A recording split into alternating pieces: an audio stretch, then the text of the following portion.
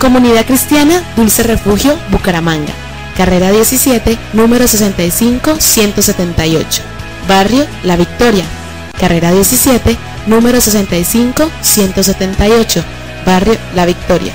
Teléfono 696-2119. 696-2119.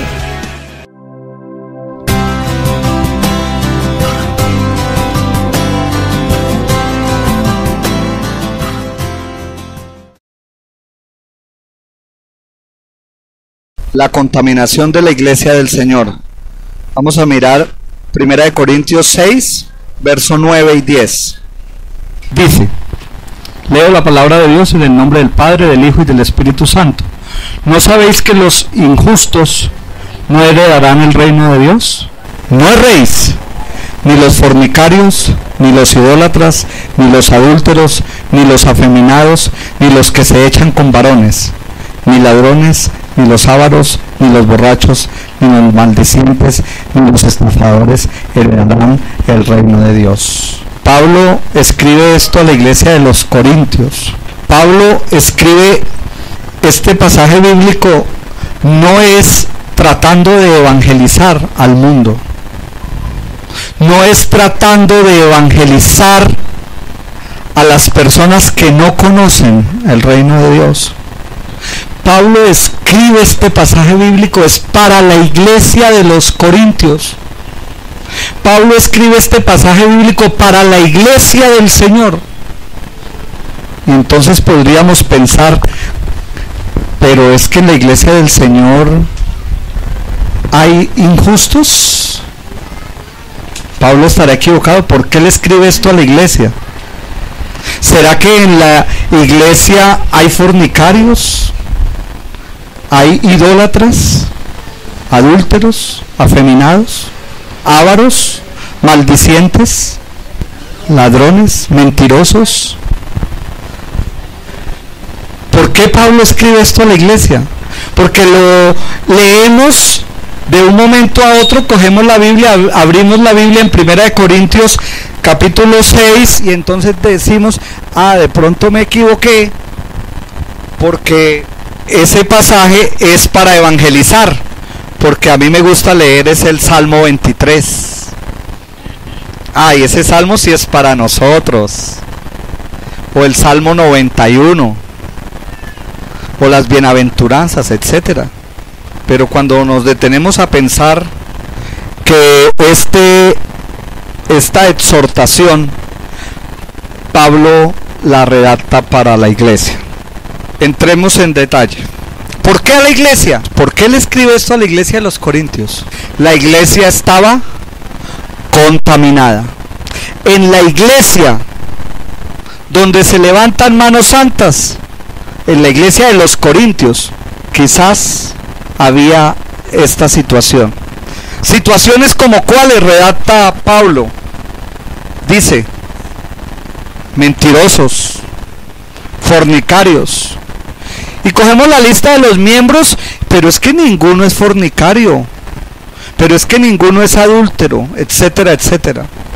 Pero lamentablemente la iglesia del Señor, poco a poco, y a medida que pasan los días, y a medida que pasan los tiempos, la iglesia del Señor está siendo aún más contaminada.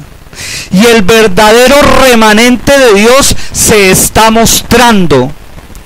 La iglesia del Señor está siendo contaminada con los principios que el mundo ofrece.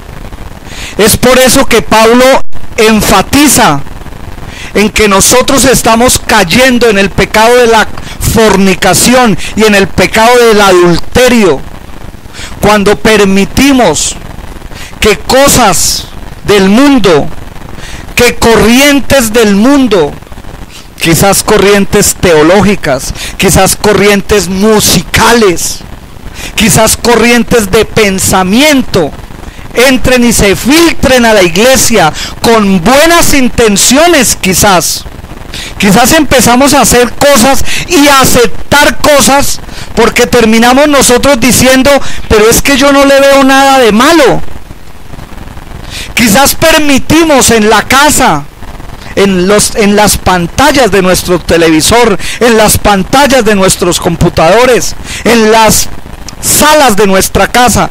Permitimos cosas, incluso creyendo, pero es que eso, ¿qué de malo tiene? Cuando cogemos hasta algo tan sencillo como es un ritmo musical, creado para estimular la carne, creado para sentir emociones carnales y elevar las emociones del sistema nervioso y así crear emociones. Y como, por dar un ejemplo, la música, por dar un ejemplo, teorías de prosperidad, por dar otro ejemplo, teorías de aceptación, y cómo nosotros sin querer vamos aceptando cosas, y la iglesia, déjeme decirle, mi hermano, que con buena intención muchos van a estar en el infierno, con buenas intenciones, y quizás muchos de los que creen ya no se escucha la exhortación de vivir en santidad, difícilmente, porque no se predica de santidad. Porque si se predica de santidad y se predica con exhortación y mano fuerte, entonces, abro comillas, los clientes se me van, cierro comillas. Y entonces, cuando no se habla de santidad y no se habla de entrega total, como dice el apóstol Pablo a los tesalonicenses, cuando su ser tiene que agradar a Dios, ser comprendido en alma, cuerpo y espíritu, se ha guardado irreprensible hasta la venida de Cristo. Y entonces es cuando, con complacencia de líderes, con complacencia de cabezas de familia, con complacencias de mi casa, con complacencias del grupo y con complacencias quizás de la iglesia, abrimos el compás y empezamos a agradar y a acomodarnos a las costumbres de este mundo.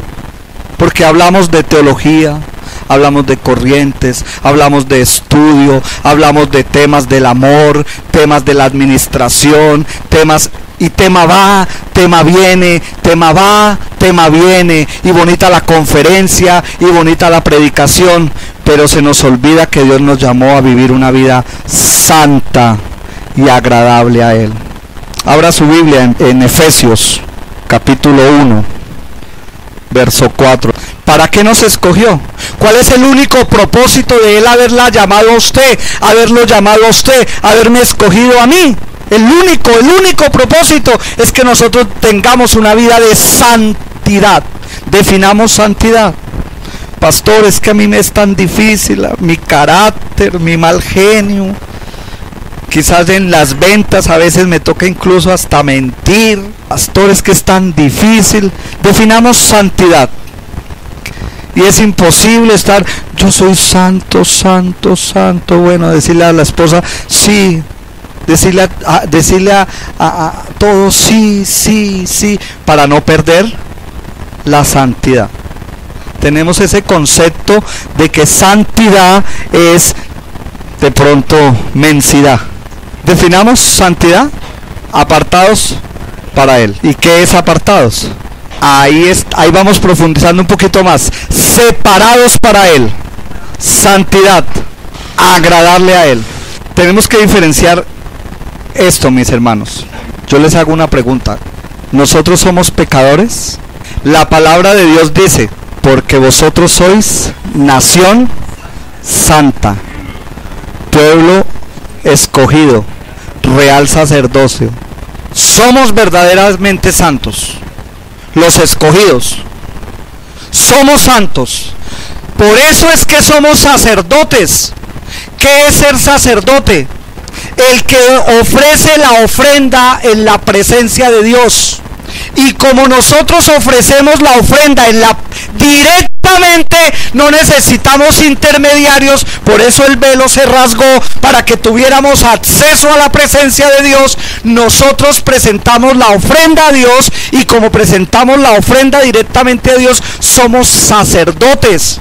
Mas vosotros sois linaje escogido, real sacerdocio, nación santa, pueblo adquirido por Dios, para que anunciéis las virtudes de aquel que os llamó de las tinieblas a su luz admirable. Usted es sacerdote, usted es santo, usted es linaje escogido de Dios.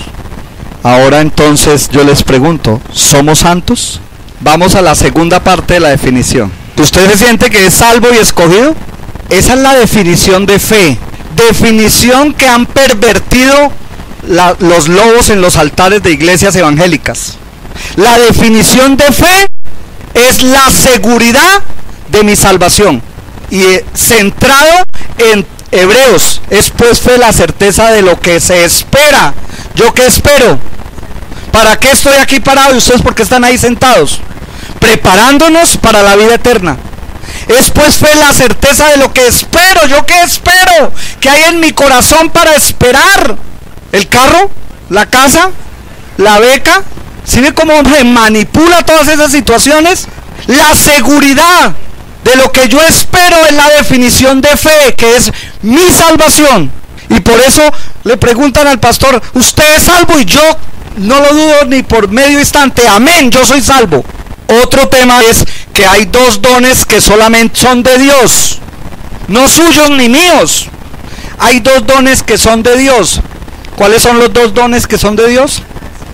La gracia y la fe. Y como son de Él, Él nos los regala a nosotros. Falso cuando dice, hermana, es que usted no se ha sanado porque le falta fe. Erróneo. Hermana, es que usted no ha prosperado y no ha cambiado de trabajo porque le falta fe. Erróneo. Para eso no es la fe. Tienes que demostrar mejores actitudes, ser más cumplida, llegar a hacer las cosas mejor y lo verá que la suben de... Eso no es de fe. Quiere tener mejor el carro, pues ahorre más, administre mejor y mejora el carro. Eso no es de fe. Cuando yo tengo la fe, que Dios me la dio, su regalo precioso, yo seguro digo, soy salvo. Cuando soy salvo, soy santo. Ahora la segunda, ¿por qué miento? ¿Por qué peco? Voy a hablar de los escogidos, voy a hablar de los escogidos, voy a hablar de los hijos de Dios, voy a hablar de la iglesia. Pecamos, quizás mentimos, quizás llegamos tarde y perdemos el desayuno, porque llegamos tarde. Eso es pecado también, llegar tarde. Y fallamos, pero la Biblia dice, 7 veces cae el justo y 7 veces Dios lo levanta. El justo. Pecamos, pero no somos pecadores. Pecamos, pero no practicamos el pecado, porque quizás en momentos de debilidad pecamos, quizás en momentos y en circunstancias caemos, pero no debe ser a los santos y los escogidos, no debe ser la costumbre de estar diciendo mentiras y mentiras y mentiras, como aquel que en su vocabulario tiene groserías, malas palabras y ni cuenta se da a qué horas dice todo lo que dice. Y aquel mitómano que dice las mentiras y hasta él mismo se las cree y cree que todo mundo las creyó y ni cuenta se dio, porque es practicante del pecado. Y entonces cuando practicamos el pecado se vuelve creyente, pero no escogido, porque se vuelve en un practicante del pecado. Y aquel que es practicante del pecado es pecador. Y aquel que es pecador porque no es escogido. Es pecador es porque Dios no ha hecho la obra en él. Es pecador porque dice Juan 10, están con nosotros pero no eran de nosotros. Es creyente y es que le gusta. Mire el salmo tan bonito. Ay, qué canción tan preciosa. Ay, el pastor predicó hermoso. Mire la figurita del boletín. Ay, tan bonita la enseñanza. ¿Y el lunes qué pasó? Nada. ¿Y el martes qué pasó? Nada. Esperamos al otro domingo para volver a la misa y volver a decir, ay, tan bonita la canción. Creyentes. Pero cuando la persona está escogida por Dios, cuando Dios le ha colocado la seguridad de la fe, pecamos, pero no somos pecadores. Nosotros somos escogidos. Y cuando usted peca, mi hermano, no se deje contaminar por el pecado. Y estoy seguro que mi hermano, los que me están escuchando, estoy totalmente seguro que usted y yo, como yo, quizás pecamos, pero de una vez el Espíritu Santo le mueve allá a uno la campanita y dice, oiga, ¿qué pasó? Y entonces uno de una vez dice, se pone a cuentas a Dios, con Dios, reacciona. El pecador no reacciona, el pecador está inmune a la conciencia y hace y deshace. Primera de Juan 2, hijitos míos, estas cosas os escribo para que no pequéis. Y si alguno hubiese pecado, abogado tenemos para con el Padre, a Jesucristo el justo. Y Él es la propiciación por nuestros pecados, y no solamente por los nuestros, sino también por los de todo el mundo. Y en esto sabemos que nosotros le conocemos si guardamos sus mandamientos. El que dice, yo le conozco, y no guarda sus mandamientos, el tal es mentiroso y la verdad no está en él. Pero el que guarda su palabra, en este verdaderamente el amor de Dios se ha perfeccionado. Por eso sabemos que estamos en él. El que dice que permanece en él debe andar como él anduvo. Claro y concreto. Amén. Yo no le pido que no los saques del mundo, sino que los guardes del mal. Porque para muchos el adulterio, la fornicación, la borrachera o el lesbianismo, el homosexualismo, la estafa, la mentira es normal. Pero la palabra de Dios es la misma de ayer, de hoy y siempre, y no ha cambiado. Y muchas veces no es este pecado literal del adulterio. Es como nosotros, la iglesia del Señor no puede estar contaminada, mi hermano. Revise sus libros, revise su música, revise sus cuadros, revise su estilo de vida. Lo que tenga que sacar, sáquelo, mi hermano. La fe motivacional es una fe coja, una fe impuesta por las emociones, por una oratoria bonita y una retórica más de parapsicología y de positivismo, que no tiene nada que ver con la esencia de la fe y del evangelio. Por eso es que la Biblia y la palabra de Dios es enfática. Todo el libro de Pedro, la primera y segunda carta de Pedro y la carta de San Judas está dedicado a esos falsos profetas. Hoy le llaman apóstoles. Y es como, mi hermano, usted no puede fornicar y usted no puede adulterar en la forma de pensar, en la forma de dejarse contaminar, porque Dios nos llamó para apartarnos para Él. Tenga cuidado usted con quién hace negocios. Tenga cuidado con quién tiene amigos. Tenga cuidado lo que usted escucha ya en su trabajo, en su música, en su carro, en su diario vivir. Usted es apartado para Dios. Usted es apartado para Él. Usted es siervo de Él. Usted es esclavo de Dios. Porque la Biblia lo dice y es un poquito fuerte, pero así es. O usted es esclavo de Dios o es esclavo del diablo. Usted no le puede servir a dos señores. El costo de vivir un evangelio puro. Hechos 21:13. Tiene un costo. Tiene una cruz. Tiene un sacrificio.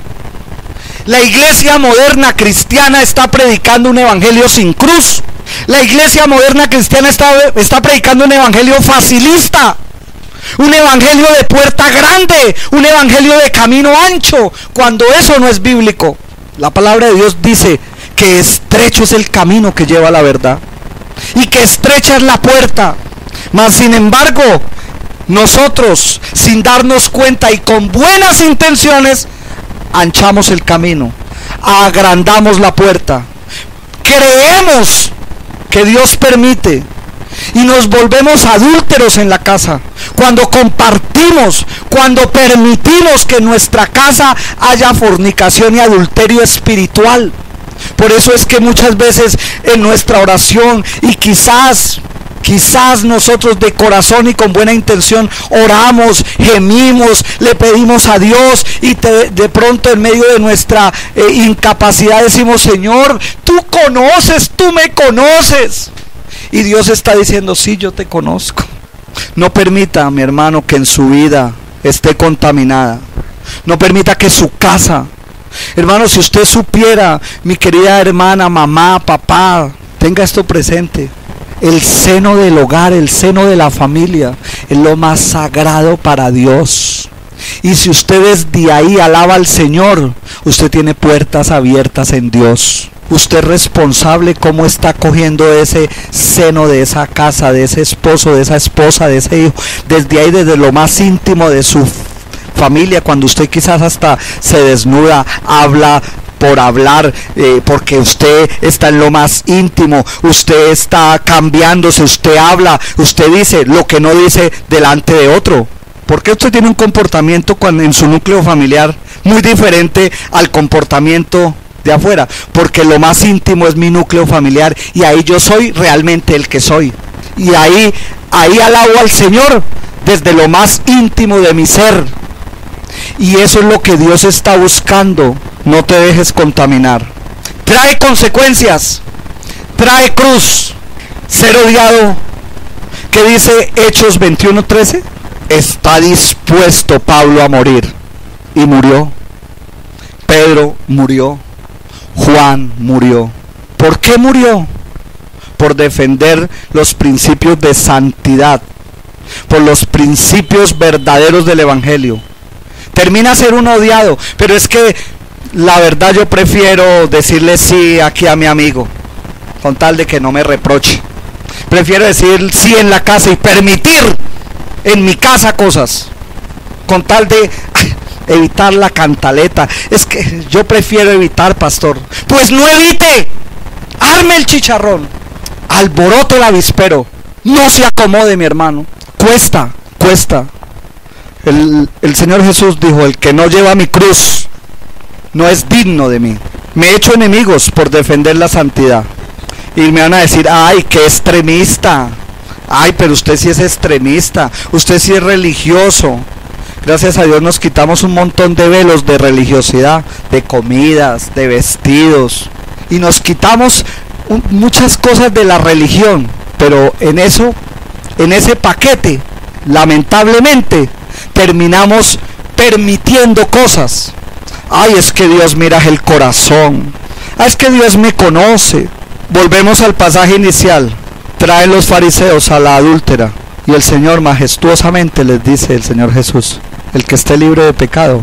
Y la conciencia, en el versículo 9 dijo, la conciencia no les permitió, porque nosotros nos confrontamos con la presencia de Dios y nuestra conciencia empieza a aflorar cosas que usted y yo tenemos que cambiar.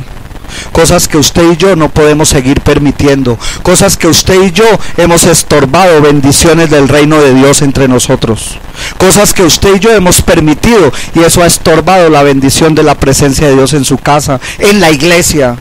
Pero lamentablemente el mundo actual se mueve por modas, ¿no? Y ahora es de moda, el mejor futbolista es evangélico, el mejor cantante es evangélico, el presidente es evangélico, y lo ungieron allá con la espada de la carismática, ya, lo ungió. Así es, porque no cuesta, porque es de moda. El diablo cambió los ladrillos de darle a los evangélicos, cambió la estrategia, ahora viene y se sienta y alaba a Dios, pero enreda a las familias con el internet, enreda a la familia con el tiempo, enreda, no hay tiempo, con la moda, con el consumismo. Por eso es que usted y yo quizás estamos afanados por cambiar el celular. Consumismo, endeudarnos. Todos tenemos 2, 3 tarjetas de crédito. Endeudarnos, toca trabajar, endeudarnos para separar las familias, para separarnos de la presencia de Dios, quitarnos la paz, quitarnos el gozo y colocarnos en angustia y en problemas por dejar contaminar la iglesia. Tenemos que guardar su presencia, su palabra. Hay un antídoto. ¿Cómo podemos estar sin contaminación? Guardando la palabra, viviendo en santidad, resistiéndonos al diablo. ¿Cómo usted puede estar viviendo en santidad? Estudie la palabra, mi hermano. Debe en 8 días decirle: mi hermano, qué capítulo y qué versículo se aprendió. Busque a Dios, diga, dedique su casa para Dios. Diga: en esta casa vamos a adorar a Dios, en esta casa vamos a servirle a Dios, en mi vida vamos a adorar a Dios. Si queremos el favor de Dios, debemos estar de parte de Dios. O estamos de parte de Dios o estamos de parte del diablo. O le servimos a Dios o le servimos al diablo. Dios requiere que seamos rectos en toda nuestra manera de vivir. De nosotros depende. Usted está esperando el milagro.